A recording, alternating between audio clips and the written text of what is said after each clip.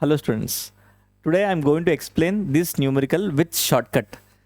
A wire of resistance R is stretched to double its length. Find the new resistance. One wire is there of length L. Resistance is R.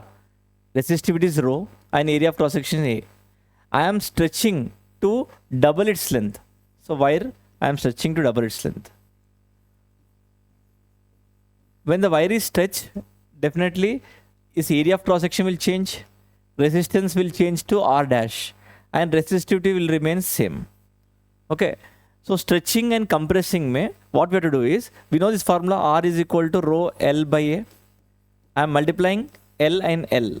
So R is equal to rho into L square. Area into length. Area into length is nothing but volume. In stretching and compressing mein, two things will be constant. One is rho, one is volume is constant, right? So rho and volume is constant. That means R is proportional to L square. Use this shortcut to find the numerical. So I can write like this: R dash by R is equal to L dash by L whole square.